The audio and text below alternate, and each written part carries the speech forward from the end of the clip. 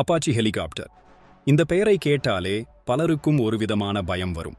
உலகப் போர்களில் பல முறை தனது திறமையை நிரூபித்த ஒரு ஹெலிகாப்டர். ஆனால் இப்போது அதற்கு சவால் விடும் விதமாக ஒரு புதிய ஹெலிகாப்டர் பாகிஸ்தான் இராணுவத்தில் இணைந்திருக்கிறது. அதுதான் சீனாவில் தயாரிக்கப்பட்ட Z-10ME. இது இந்திய இராணுவத்தின் அபாச்சிக்கு சவாலாக இருக்குமா? வாங்க பார்க்கலாம்.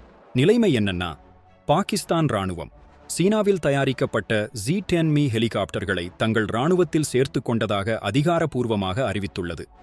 இது இந்தியாவிற்கு மிகப்பெரிய சவாலாக பார்க்கப்படுகிறது. ஏன்னா இந்தியாவும் சமீபத்தில் அமெரிக்காவிடம் இருந்து 3 அபாச்சி ஹெலிகாப்டர்களை வாங்கியுள்ளது. 2 சக்தி வாய்ந்த இராணுவ ஹெலிகாப்டர்களுக்கிடையே ஒரு புதிய போட்டி தொடங்கியுள்ளது.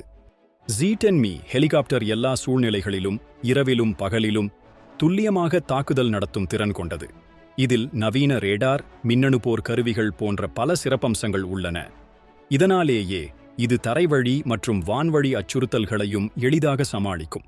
ஒரு காலத்தில் பனிமூட்டமான சூழலில் ரேடார்கள் சரியாக வேலை செய்யாது. ஆனால் இந்த Z-10ME-யில் உள்ள ரேடார் மூடுபனியிலும் மிக சிறப்பாக செயல்படும். இதையெல்லாம் பாகிஸ்தான் தங்களுக்கு ஒரு பெரிய பலமாக பார்க்கிறது. Z-10ME-யின் மிகப்பெரிய சிறப்பு என்னன்னா, அதன் இன்ஜின் புகை வெளியேற்றும் அமைப்பு. இது கிடைமட்டமாக இல்லாமல் 45 டிகிரி கோணத்தில் பின்புறமாக சாய்ந்திருக்கும். இதனால் எதிரிகளின் ரேடார் கருவிகளுக்கு அதன் வெப்ப அடையாளம் ஹீட் சிக்னேச்சர் கிடைப்பது மிகவும் கடினம். இது ஹெலிகாப்டரை கண்டறிவதில் எதிரிக்கு சிரமத்தை ஏற்படுத்தும். இது அபாச்சியை விட ஒரு படி மேலே உள்ள ஒரு அம்சம் என்று பாதுகாப்பு நிபுணர்கள் கூறுகிறார்கள். Z-10ME-யில் பலவிதமான ஆயுதங்களை பொருத்த முடியும்.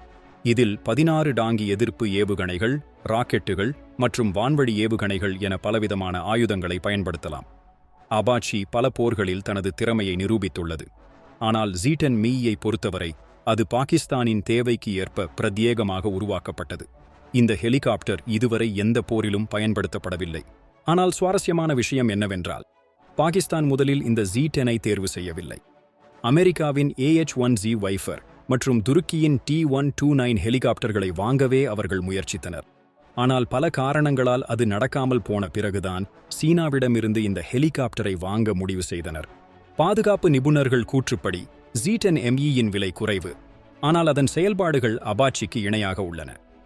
ஆனாலும் அபாச்சி ஹெலிகாப்டரின் வேகம், ஆயுதங்களை பயன்படுத்தும் திறன் போன்றவை இன்னும் மேம்பட்டதாக உள்ளது. இரு ஹெலிகாப்டர்களும் டாங்கிகளை தாக்கவும் வான்வழி தாக்குதல்களுக்கும் உருவாக்கப்பட்டதுதான். இந்த புதிய ஹெலிகாப்டரின் வருகை இந்தியா பாகிஸ்தான் எல்லை பாதுகாப்பு சவால்களை இன்னும் சிக்கலாக்கும் என்று எதிர்பார்க்கப்படுகிறது. இந்த நவீன போர் ஹெலிகாப்டர்கள் எதிர்காலத்தில் ஒரு போரில் நேருக்கு நேர் சந்திக்க நேர்ந்தால் என்ன நடக்கும்? இந்த 2 ஹெலிகாப்டர்களில் எது அதிக சக்தி வாய்ந்தது என்று நீங்கள் நினைக்கிறீர்கள்? கமெண்டில் சொல்லுங்க.